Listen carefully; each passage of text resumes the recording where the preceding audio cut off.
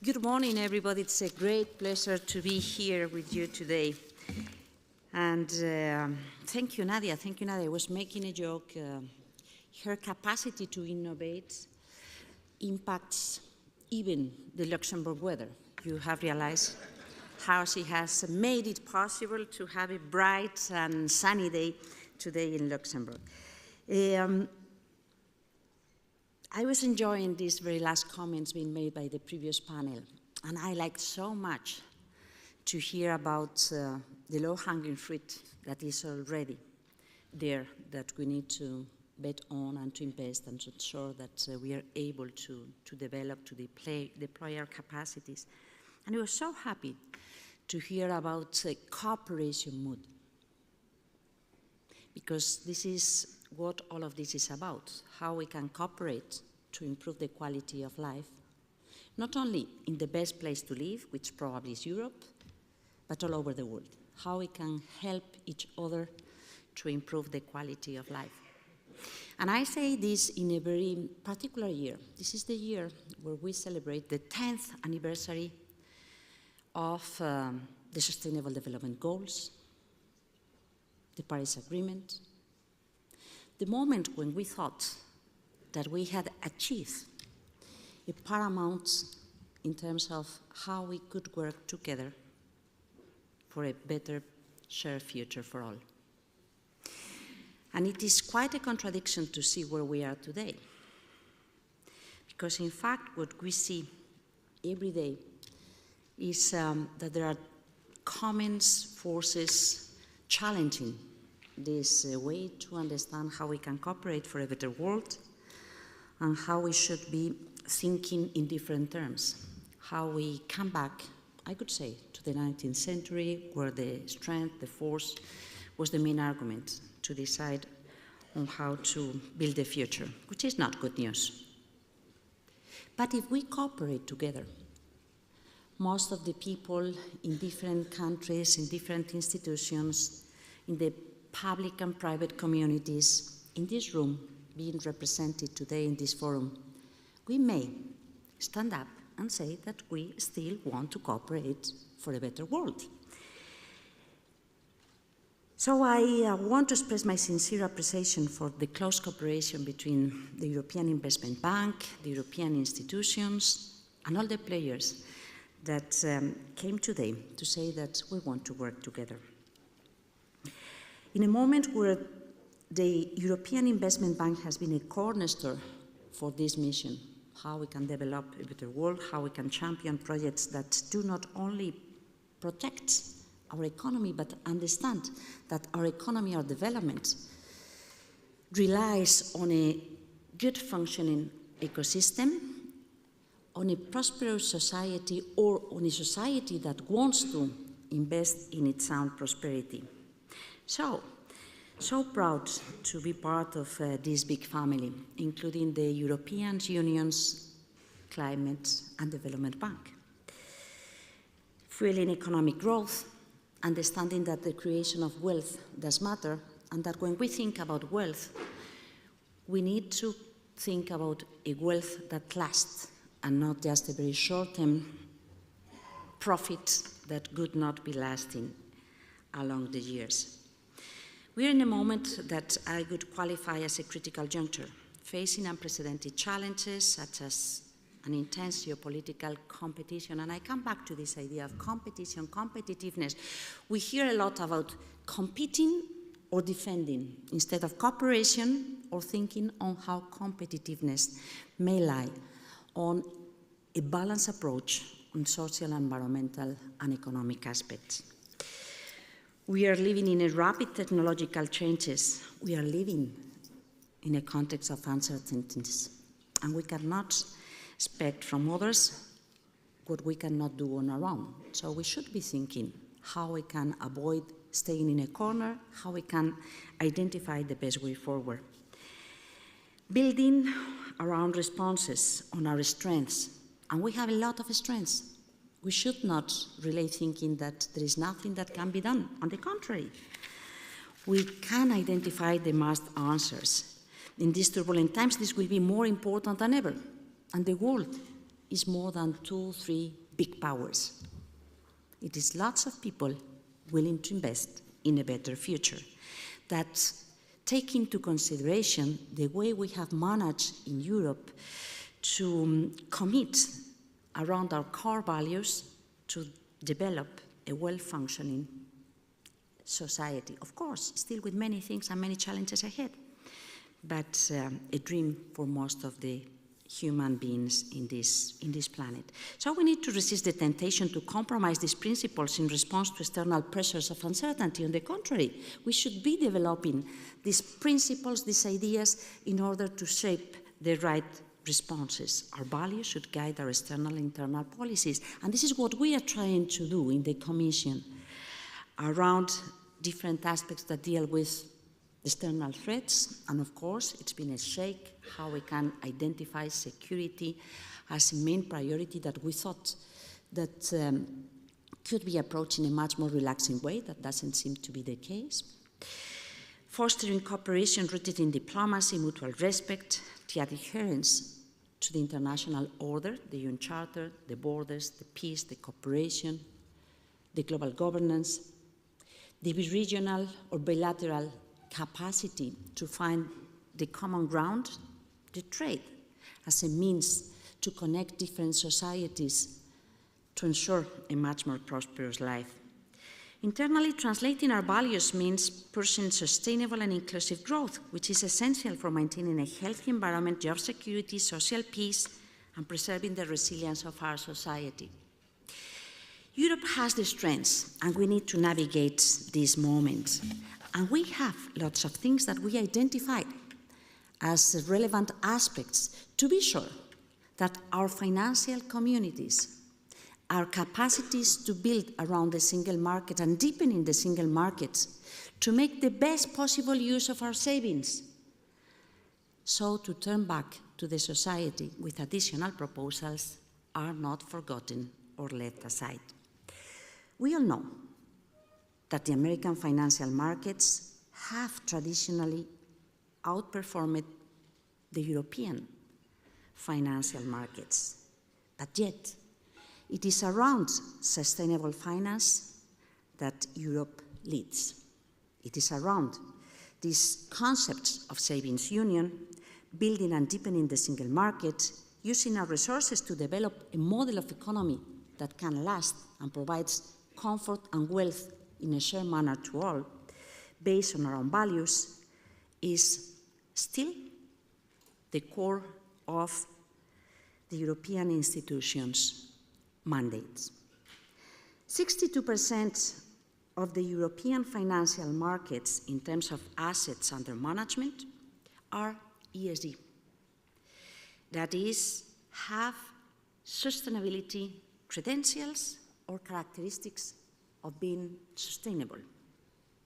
We have a competitive edge in sustainable finance.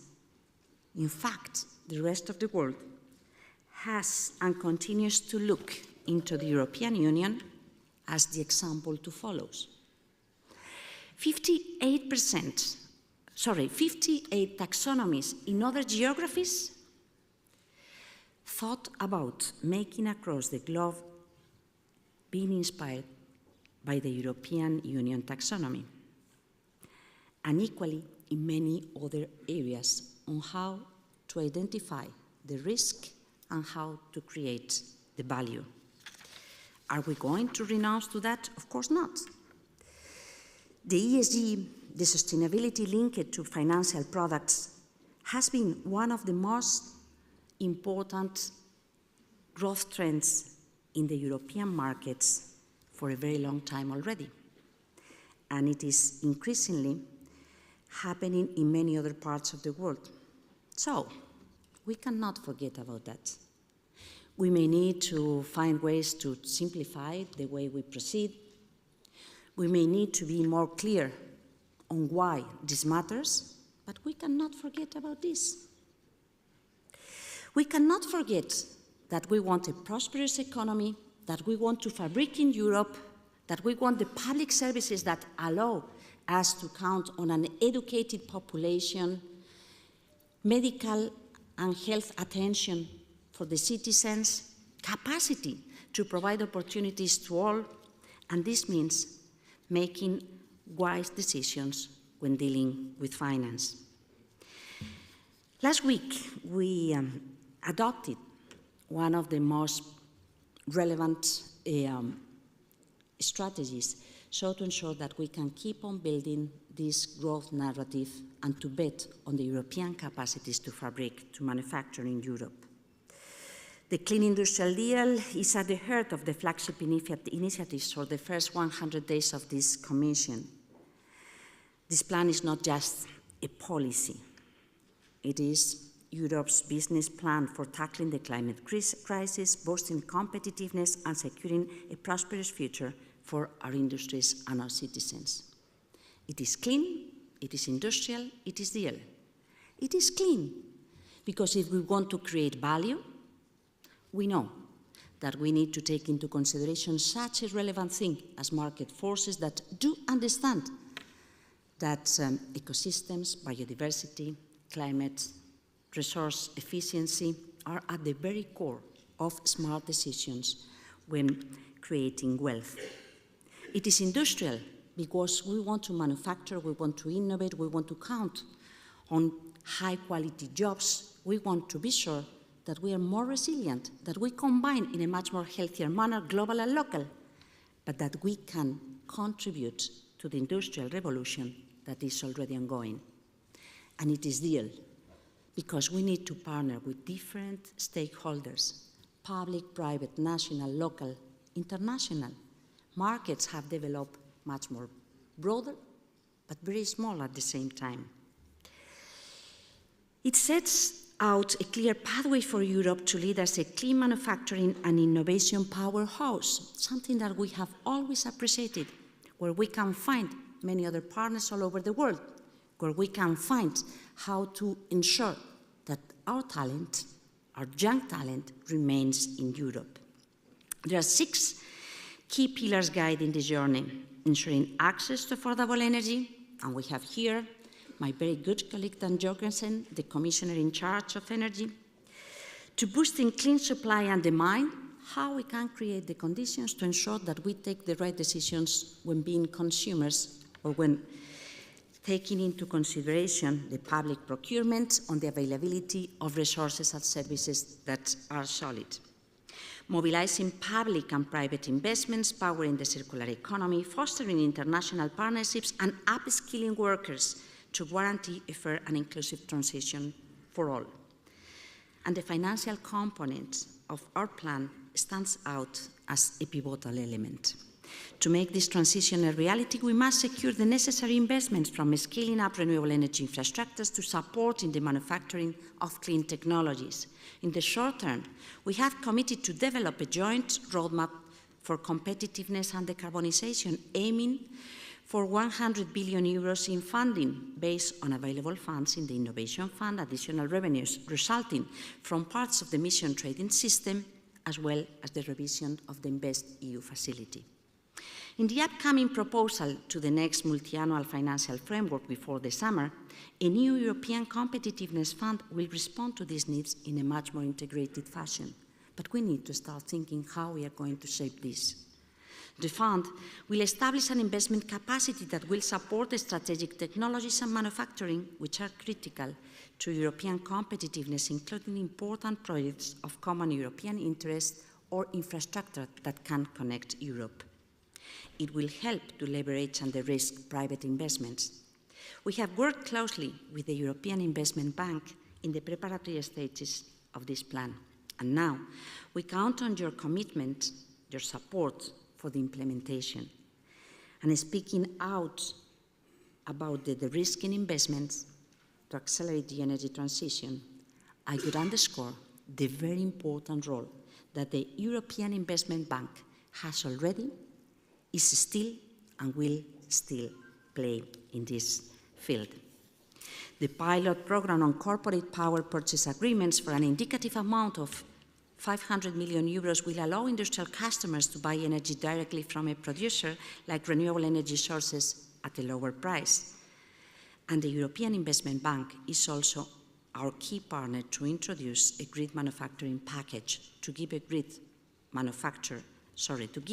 to give grid manufacturers the long-term certainty needed for them to ramp up production to match our needs with an indicative amount of at least 1.5 billion euros. But to enable these investments, we also need to count on the competition tools to ensure that whenever it is need to develop some ideas around the state aid as an enabler that can play a strategic role takes place in a simplified manner. This new approach will expedite support for renewable energy, industrial decarbonization, and the manufacturing of clean tech products, ensuring the effective use of public funds while encouraging private sector involvement. This is why we will be opening for public consultation a new set of guidelines to make use of the state aid in order to provide support in a way that does not make the level playing field or the single market, but that points out the importance to support the clean industrial deal. We will launch this consultation, and we hope you engage in this work closely with member states and other stakeholders. I could say that it will be quite important to keep this taxonomy reference.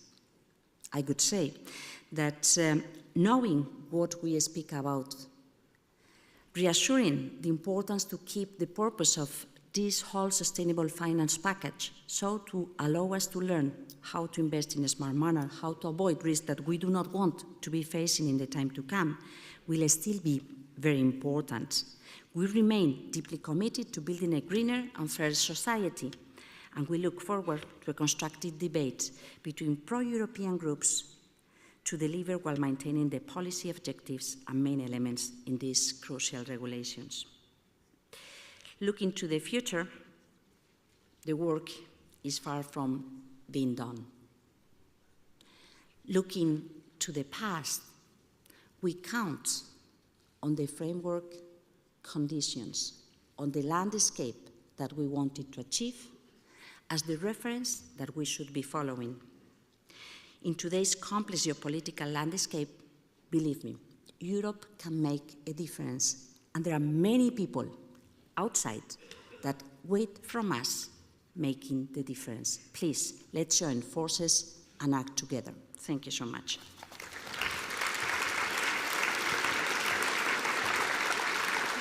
Much. Now we're going to move from European competitiveness to something that is incredibly important for so many people. It's something to do with social and economic values, and it is affordable housing. We know the issue very well here in Luxembourg, and it goes right across Europe. So in order to talk about this, it's a great pleasure to invite once more to the stage President of the EIB, Nadia Calviño.